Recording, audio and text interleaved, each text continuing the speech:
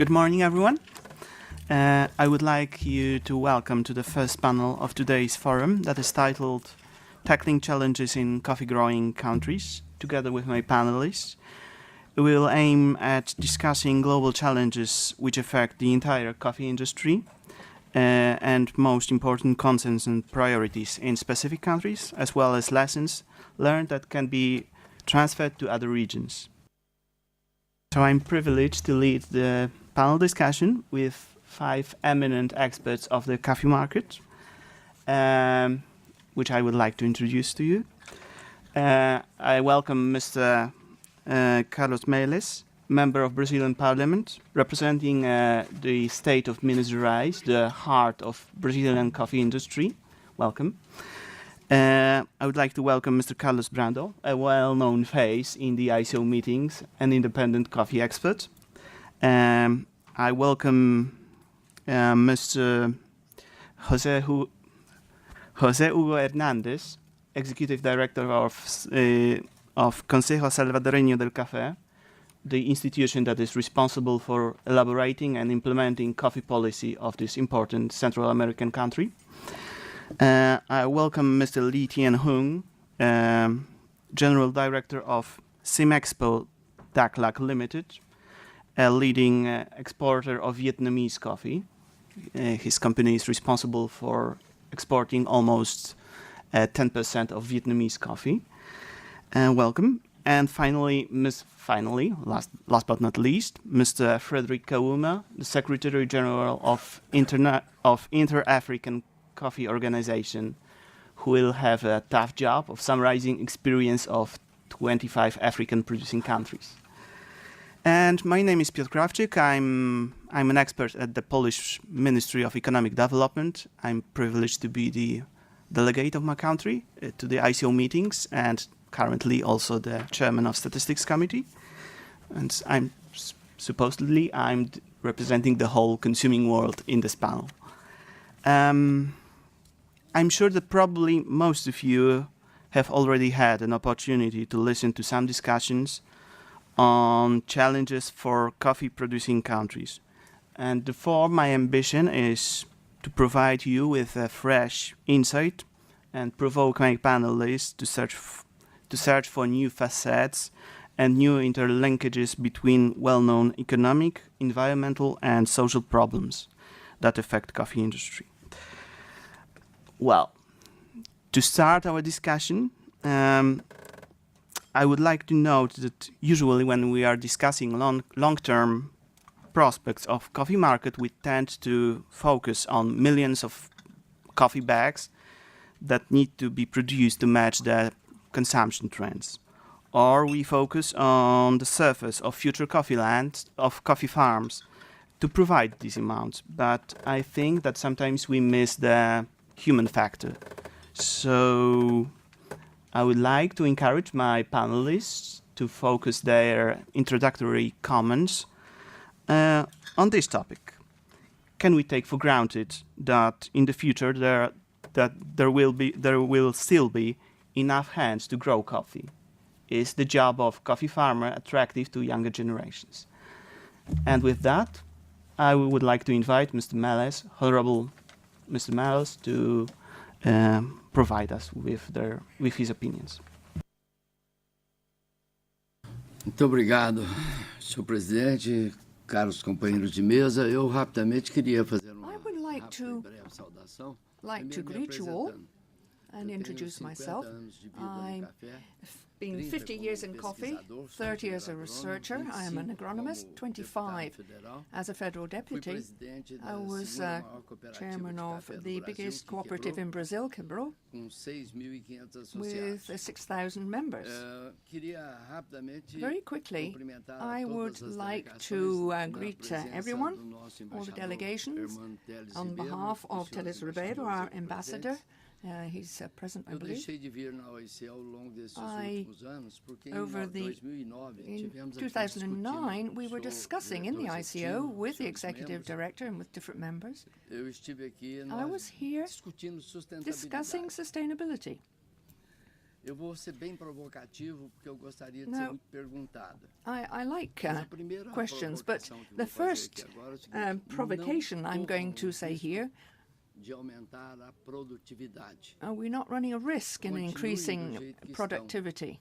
Aumentar a produtividade Increasing significa aumentar o productivity risco means sem increasing nenhum risk compromisso do without outro lado. any commitment on the other side. Aumentar a produtividade Increasing significa productivity mais means custos de more insumos, costs for de inputs, defensivos, for e defensive principalmente practices, da mão and de obra. also Eu fui labor obrigado a costs. estudar economia And cafeeira e I economia studied como coffee todo economy and para economy as a entender por whole que café tinha que to ser understand lucrativo, why porque é coffee uma had to be atividade de profitable, altíssimo because it risco. is a high-risk activity. Como qualquer atividade de altíssimo Like risco, any não high-risk há activity, financiamentos. there's O no produtor funding. não The é producer bom cliente. is not a good customer. Era bom cliente quando a He was a good OIC, customer when the o IBC, ICO and the a Federação IBC, dos the Cafeicultores, Federation of Coffee ajudavam Growers, a regular o mercado, helped foram agências regulate the market. reguladoras. They were regulating O livre bodies. mercado The free no market, Brasil fez for o dever de Brazil, casa, saiu de 7, we did 8 our sacos a homework, 25 7, 8 sacos por hectare, bags per hectare. e o produtor The empobreceu, producer e muito. got much poorer Vejo aqui uma by a considerable preocupação amount. muito So grande. I'm looking at this Vejo major duas concern. formas. I can see A two OIC, do jeito approaches. que The está, não ICO, deve as it is interessar now, aos shouldn't países produtores, pelo menos interfere ao in the Brasil, producer countries, se in não Brazil in tomar outros particular, rumos. without adopting another approach É or other fórum approaches. This is a importantíssimo very para todos important nós. forum for all of us. Nós We trabalhamos café há work in 300 coffee. anos We've been working in e coffee for estamos 300 years. vivendo a livre iniciativa, que para nós And não we're nos looking at assusta, free não nos initiative, which assustou, doesn't porque bother sabemos us. que It tinha doesn't estoque de upset us because we know there's a whole que aumentaríamos a stock of produtividade. technology that Fizemos, helps us increase não adiantou. O productivity. mercado It did. não deixa It ninguém didn't help because sobreviver. the market doesn't allow anyone to survive. Entendo que é momento I do realize grave de that this reflexão. is a very serious custo da mão moment de for obra, como reflection. The disse o cost of presidente, labor, no as the Brasil, chairman has said, trabalhador in custa Brazil, a worker, $800 mil $800 to $1,000 per Trabalhadores month, no café. a coffee worker, that is. Férias, Holidays, 13º, the salários, 13th month, fundo de garantia, salaries, contribuição guarantee social. funds, social É o país que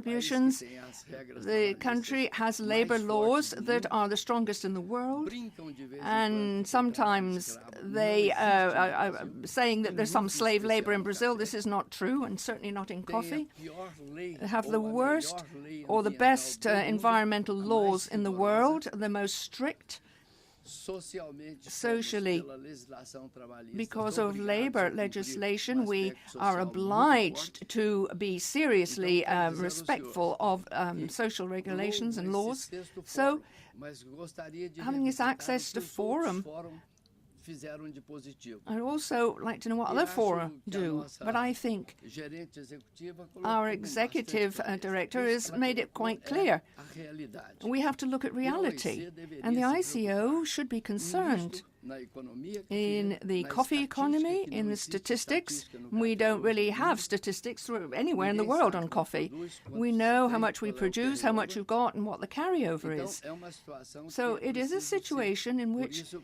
eu paro por aqui para ser provocativo.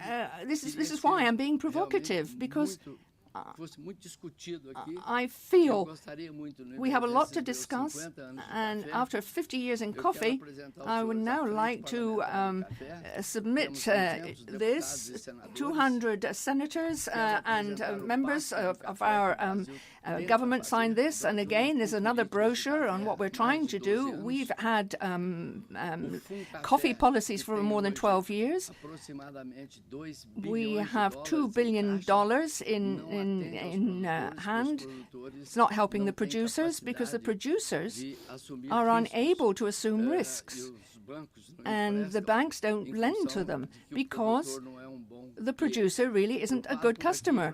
I'm going to stop now so that we can discuss all of this in greater depth. Thank you very much, Chairman.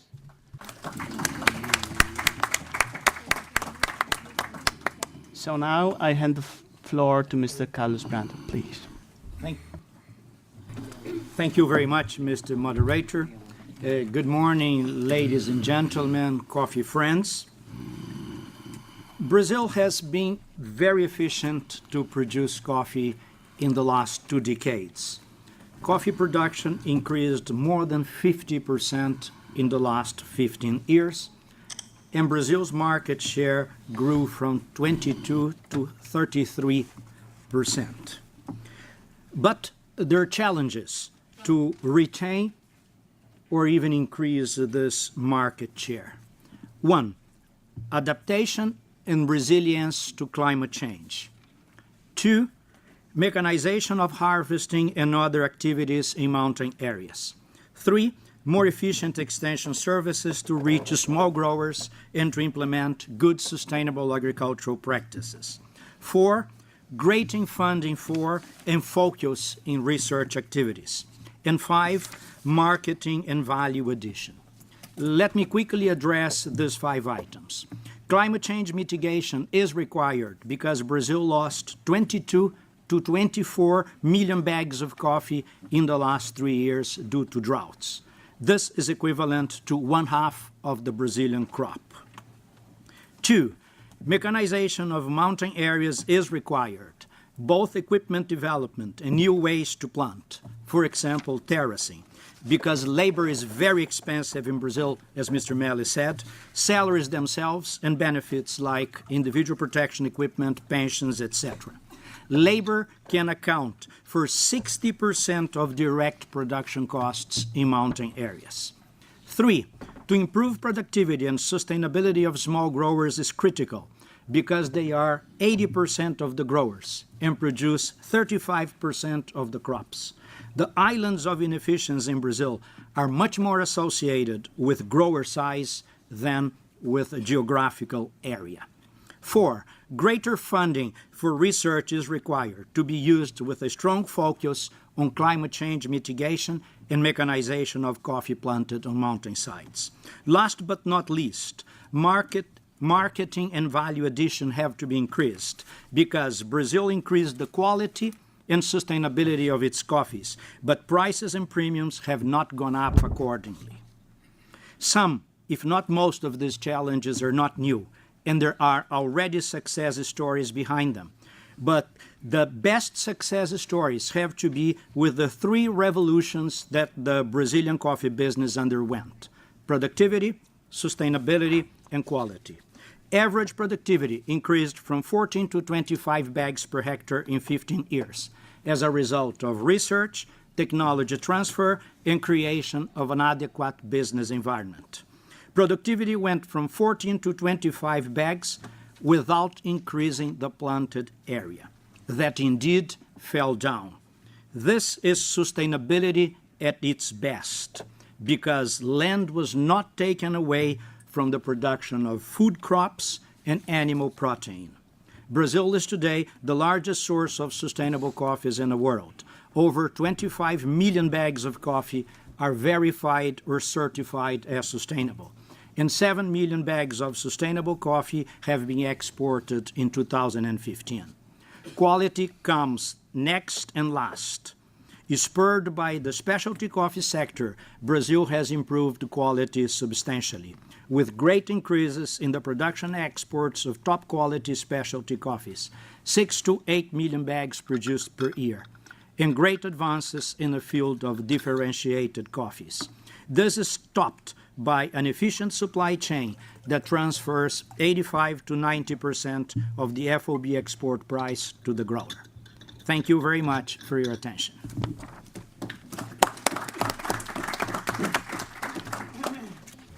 Thank you. So now we move a bit north to El Salvador, and I would like to invite Mr. José Hugo Hernández to take the floor.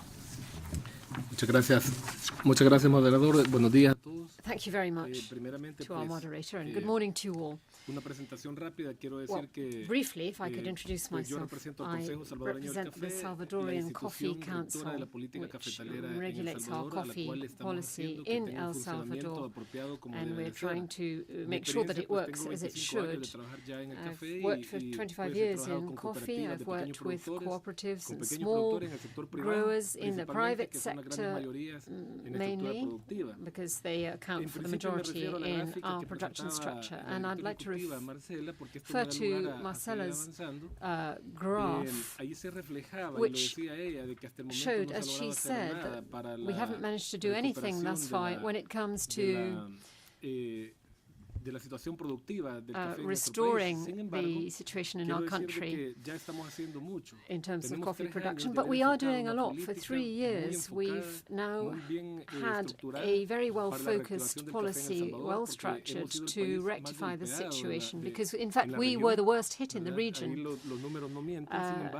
When you look at the figures, so the coffee crisis meant that we absolutely had to take measures to ensure we hope indeed that within 1 or 2 years, in terms of productivity, the situation will have improved greatly, thanks to all the targeted work we're doing with the private sector and, of course, in terms of public policy. Having said all that, we're talking about how we can guarantee coffee production for future and labour.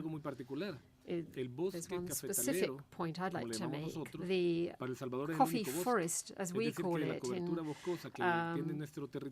El Salvador, is the only forest we have. The coffee is grown under shade, and 90% of the cover that is left in El Salvador is the coffee production areas, the shade trees. So it's not just a fascinating aspect, but it's crucial to environmental sustainability. And we're structuring our policy around these broad axes, productivity and markets. We also have a coffee agreement signed by both public and private bodies. So in terms of the development of policy, of course, that involves environmental aspects, resilience, adaptation. There are all sorts of other details which panelists have mentioned already, and I'm not going to go into them, but it is important to say that when thinking about the future, we have to think about young people. We have young people leaving the countryside. There's urban drift, or they're leaving the country, migration. So it's a challenge for us in countries such as our own. We're very dependent on coffee production, and we have to take the necessary steps in terms of industrial production, markets, and finance. But it's important to say that we must work on education, information, and more particularly making people aware, raising consciousness about what would happen were we to lose that coffee forest in our country. So now it's time to take a big leap to Asia, to Vietnam, the second biggest producing country. Mr. Lee Tien Hung, I guess he will be speaking Vietnamese, so we'll have a direct translation to English. Yeah. Okay. So he speaks and then you translate. Okay. Kính thưa các ông các bà tham dự cái buổi hội thảo ngày hôm nay. Good morning, ladies and gentlemen. Tôi là một nhà xuất khẩu cà phê hàng đầu của Việt Nam. We represent for one of the biggest coffee exporter from Vietnam. Cũng là lần đầu tiên tham dự cái buổi hội thảo này với mục đích là muốn gửi đến các thông điệp để cho biết các quý vị biết ngành cà phê Việt Nam đang trong một cái bối cảnh như thế nào. So thank you very much for giving us a chance, and the purpose to attend here is to give you the message about the Vietnamese coffee challenges in the next time. Hiện tại ngành cà phê Việt Nam đang có chiều hướng suy giảm về sản lượng. So Vietnam coffee industry has backwardation. The production reduced. Năm vụ mùa 2015-16 sản lượng Việt Nam khoảng 28 triệu bao. So the crop year 2015-2016 the crop size is around 28 million bags. Dự kiến vụ 16-17 sẽ giảm 15 đến 20%. So the next crop 2016 and 2017 we expect around 20% down in production. Khả năng các năm đến mỗi năm sẽ giảm ở mức 5 đến 10%. So in the coming years, we expect the production will be down around 5 to 10%. Bởi các 10 lý do sau đây. So we list 10 reasons for you to make you clear. Và ông Sơn là người thay mặt tôi sẽ, vì nói tiếng Anh thì dở nên ông Sơn là giúp tôi sẽ. So my translator will speak directly to you. Hello everyone. Yeah, we have 10 challenges for Vietnam coffee industry. The first is climate change already affected coffee growing area. According to Đắk Lắk government, we have 36,000 hectares facing drought and 5,000 hectares already destroyed. Number two, deforestation in Vietnam is still a very big problem, which cause the climate change, soil erosion, and lack of water for irrigation. The drought is very severe for coffee, and we have around 20% reduce in the production for the next crop. And the third, all coffee trees are less productive in most coffee areas of Vietnam. Now we have around 86,000 hectares are older than 20 years. 150,000 hectares from 15 to 20 years old. Replanting policy is not good. So, because you see the loans for the farmer to proceed replanting are too high. Average around 7 to 9% bank interest rate per year. And the farmers are very difficult to accept the loans because too complicated papers from the bank. In Vietnam, we have a small scale farmers, and you see average farm area is around 1.5 to 2 hectares only. So it is very harder to apply the new technology in the farm, and the people, so that the quality of Vietnamese coffee is unstable. And now there are several plants and crops are more profitable than coffee. Coffee now severely competed by more profitable plants like avocado, like pepper, like other crop. And the Vietnamese coffee farmers are old, and they are getting older and older, but the young people, they do not want to come back to the farming. They want to be collar workers, like doctor, like teacher, like officer. So we are very concerned about the next 10 years there will be no farmers in coffee industry. And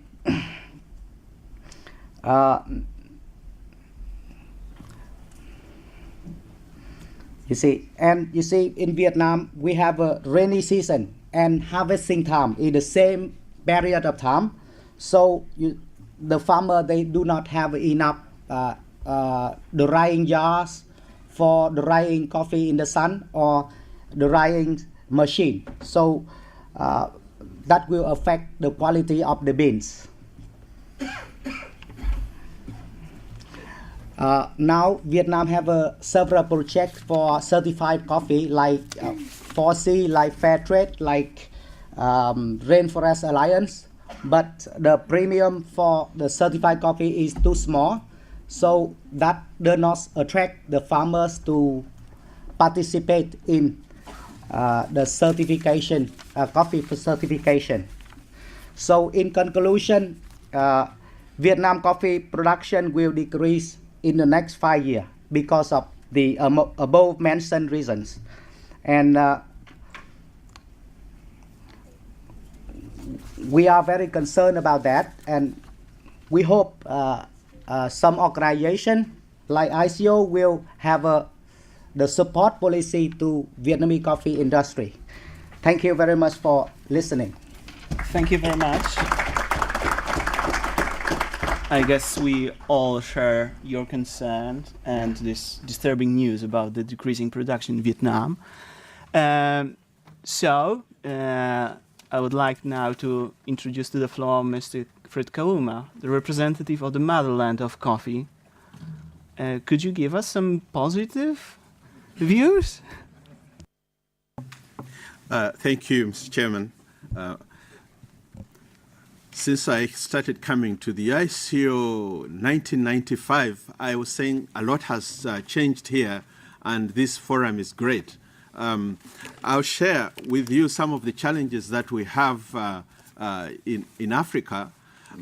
We have 25 coffee-producing countries in Africa, but a lot of our producers have had significant challenges that have led to the production in Africa going down. And we have low productivity. That's one of the key challenges. We have poor access to finance.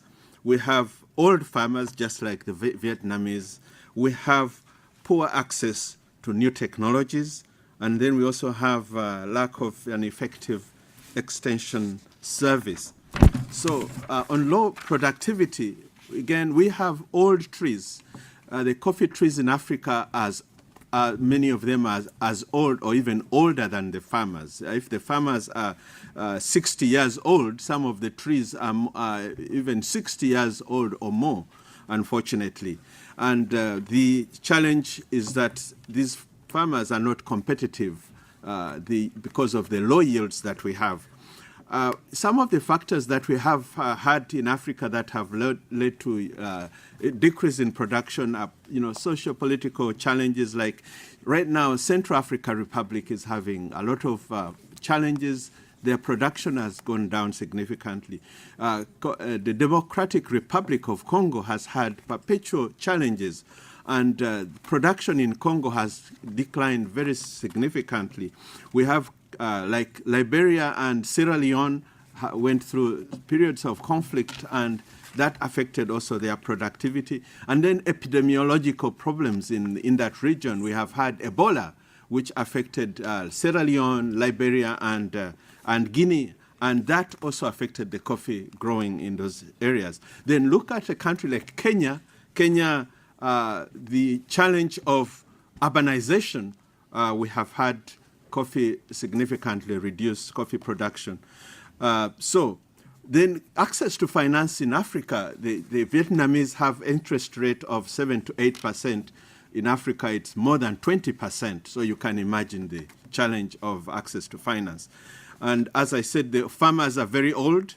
They're more than 60 years old. We hope that we'll be able to get young people involved in agriculture, so that in coffee farming especially, so that we reduce this age to about 40 to 45 years.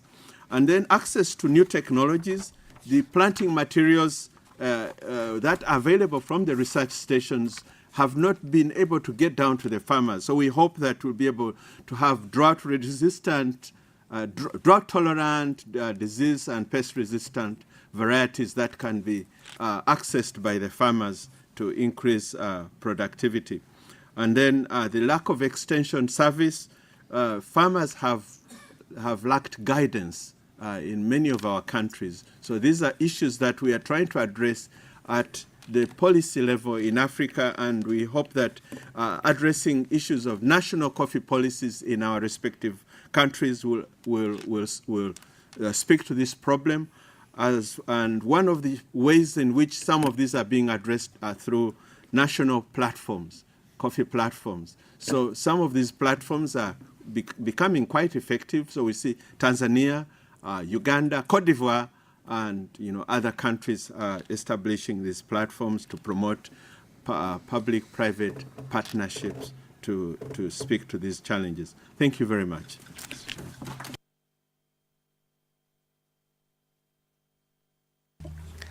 Thank you very much. I will build on the last comment made by Ms. Kauma about building support to coffee farmers. All of my panelists are involved at some stage on building institutions that can help farmers in at least some of the challenges they encounter in their job.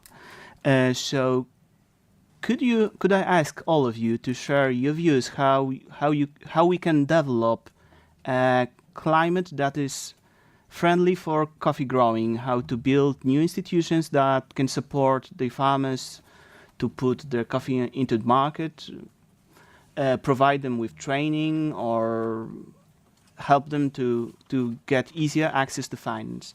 And could I start with the panelists on the closest to me, Mr. Brando? Thank you very much, Mr. Moderator, and your question is very well taken.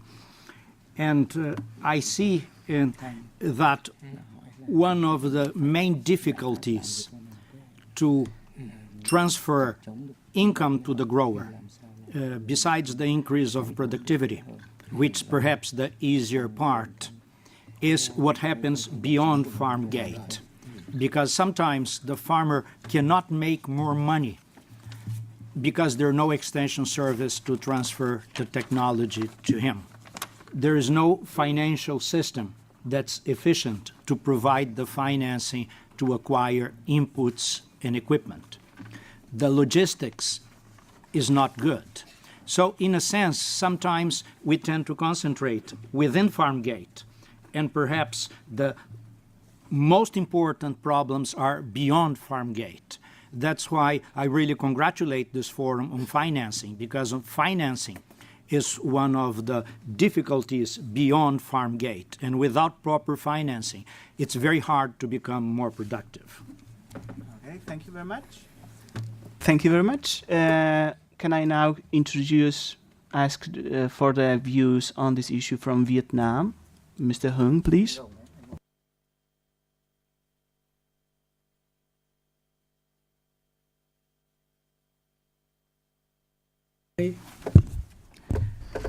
Tôi xin giải thích thêm những cái vấn đề để giải quyết vấn đề biến đổi khí hậu để mà phục vụ cho cái cây trồng cà phê của Việt Nam. Yes, I would like to give out some solution for the climate change for the Vietnamese coffee industry. Thì như con biết là cà phê Việt Nam là phải tưới 100%. So as you know, nước tưới 100%. Vietnam coffee need 100% irrigation. Các sông suối ngày một cạn đi. And you see the underground water, the water in the river, in the wells is coming lower and lower. Các mạch nước ngầm cũng cạn. Yeah, so the underground water is also very low. Cho nên là phải có kêu gọi sự coi như là hỗ trợ để mà có những cái công nghệ tưới nước tiết kiệm cho cây cà phê. So the solution is the saving water technology like dripping irrigation to save the water. Chính phủ Việt Nam cũng đã có nhiều cái biện pháp là trồng rừng để giữ nước. So Vietnamese government has a lot of policy in order to plant the forests in order to keep the underground water to prevent the underground water level. Nhưng cũng không thể đáp ứng được cái nhu cầu nước tưới cho cây cà phê. But it's still not meet the demand for the coffee irrigation. Cái vấn đề hay gì Sơn? Yeah. Vấn đề là làm sao tăng được cái đời sống của nông dân. Cái như biết là cái cốt sản xuất cà phê Việt Nam hiện tại với cái giá thành khoảng 1.600 đến 1.700 đô la.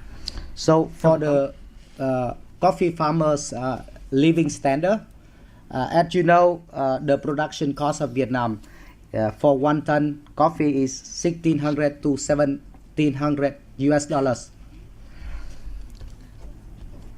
Hiện tại là người nông dân đang thiếu cái nguồn nhân lực để mà phục vụ cho cái chăm sóc cái cây trồng.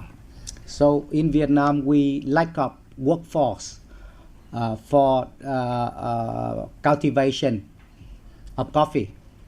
Đặc biệt là cái sản xuất cà phê Việt Nam ở nhỏ lẻ, mỗi hộ gia đình khoảng dưới 2 hectare. Each farm has only less than 2 hectares. Cho nên đưa những cái công nghệ máy móc thiết bị vào cũng rất khó khăn. It's very difficult for Vietnamese coffee industry to bring the new technology and modern technology into each farm because of very small scale farmer. Cho nên công ty chúng tôi Simeco cũng đã hợp tác với các trường đại học để mà coi như hướng nghiệp cho những các thanh niên trẻ là học xong ra tiếp tục cái nghề nông nghiệp, nhất là trồng cà phê. We have the program to have the career oriented for the young people to come back to the agriculture in order to continue their former generation in coffee industry. Và Simeco cũng đã hợp tác với các nhà tài trợ là giúp cho người nông dân có một cái quy trình sản xuất tiết kiệm nhất, hiệu quả nhất. So we also have the policy in order to form the co-op contact in order to save all the resources and to save the cost as much as possible for the coffee farmers in order to increase the profit and to make the coffee farmers living standard. Như làm những cái chương trình cà phê 4C, cà phê UZ vân vân. Yeah. So for the certification, anh Hùng ơi, hết giờ. Thank you for your attention, please. Thank you. And please, Mr. Hernandez. Muchas gracias. Bien. Thank you. Este tema también de cómo apoyar al sector The question of how we can support the sector or small growers, coffee farmers, to have access to better market conditions is vital. And I'd like to emphasize what our president said when he took office. In his inaugural speech, he said, our commitment is to move from subsistence farming to agribusiness. This is not just words, not mere words, it's something that really encouraged the sector. It was the first time we'd heard a president using his inaugural speech to actually pick out the coffee sector, and our coffee policy focus has been here too. We don't have much time, I realize, time is short, but if I could summarize, in our country, as in many countries, 80% of the production structure is in the hands of small farmers, cooperatives, grouping small farmers, but funnily enough, perhaps not so curiously, it amounts for about 20% of the production.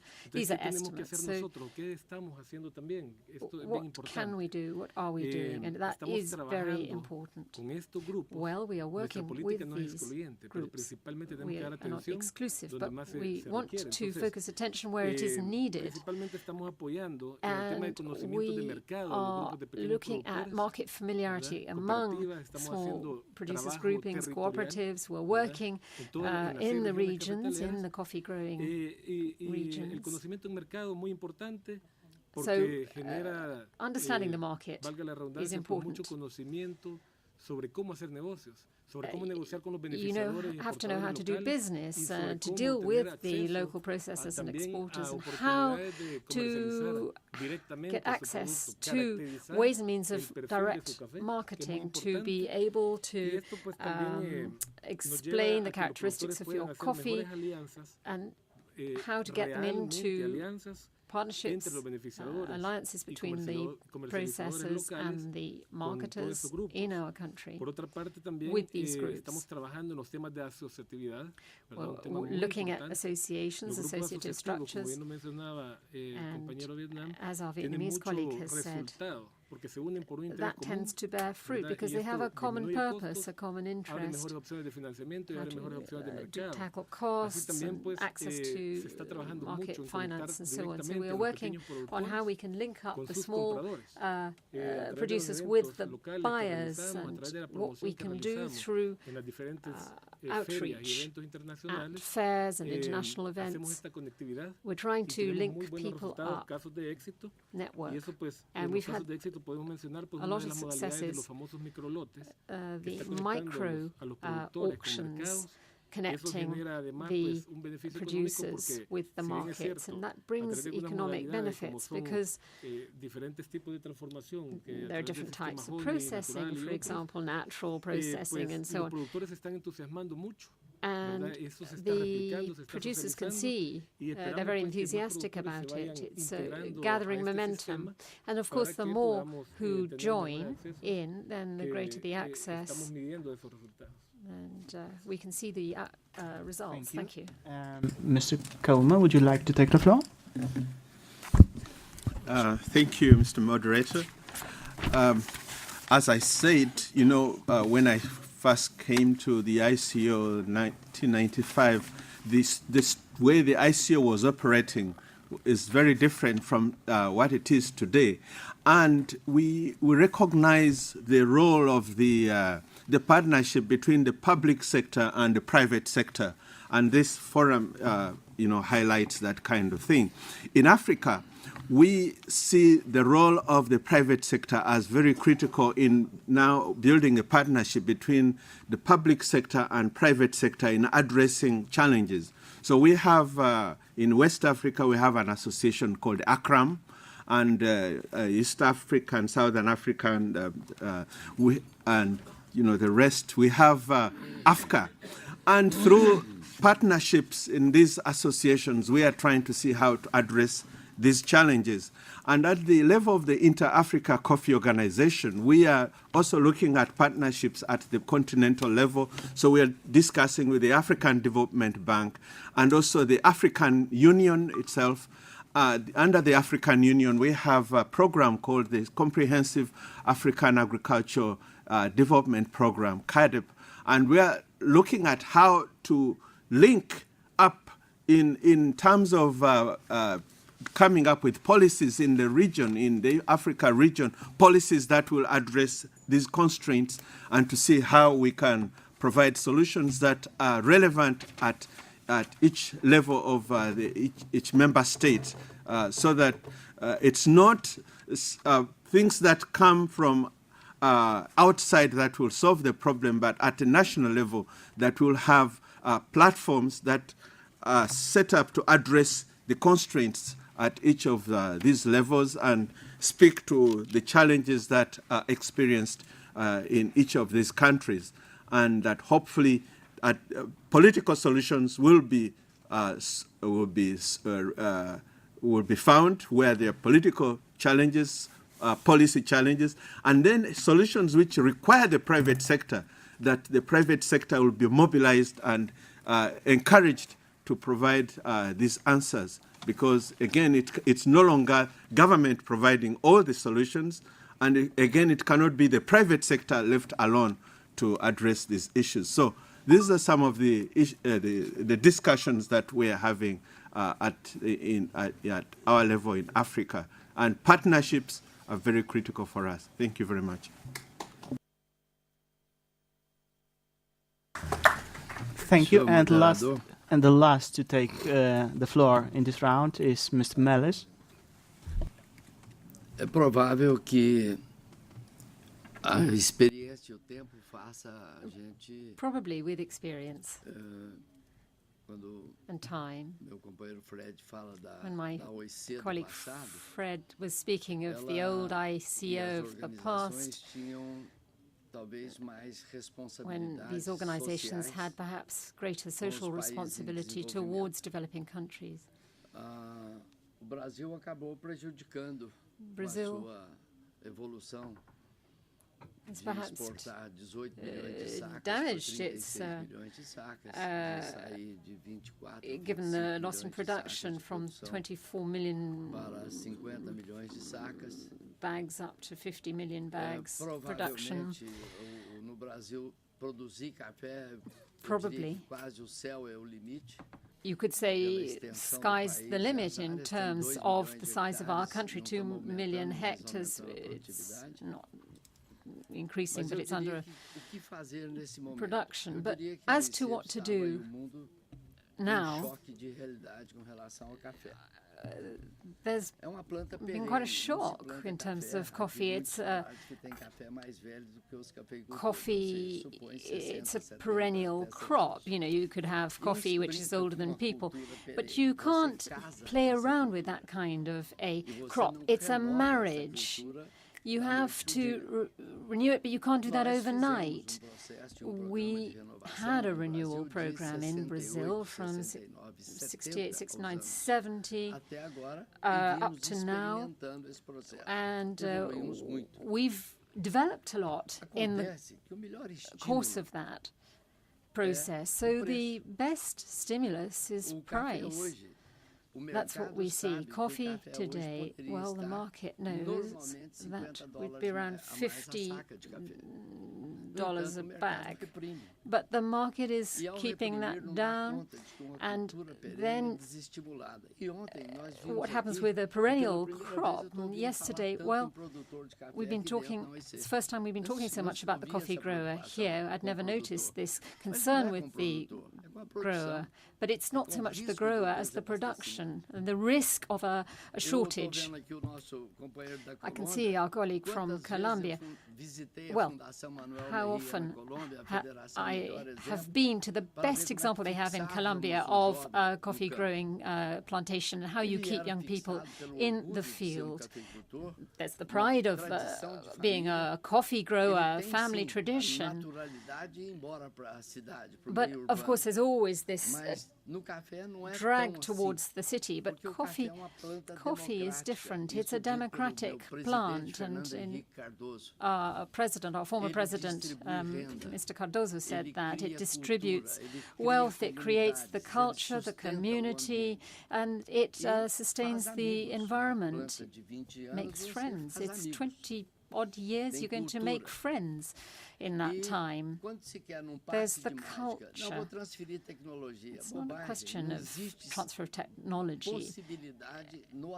That's silly on a large scale in terms of transfer of technology. Just to give you an example, and I do hope that you'll come and check out our site to give you an idea of the extent of this problem. In Brazil, the minimum wage, 1994, when we began with the Real Plan, up to 2014 has grown 1,400%. That's the minimum wage labor.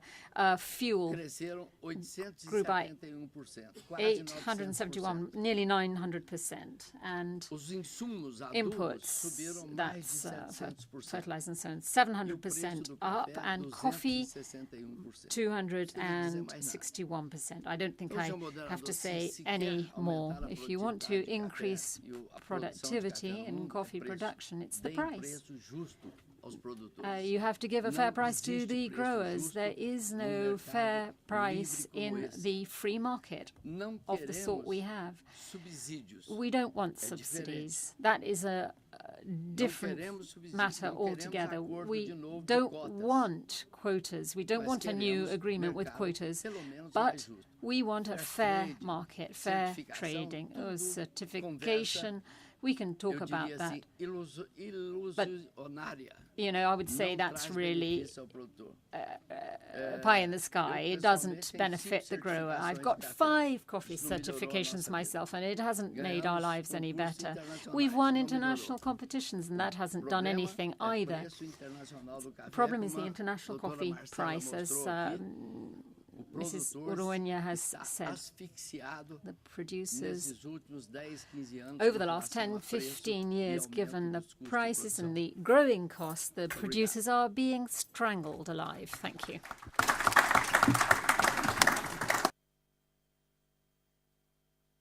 Thank you very much for all those comments.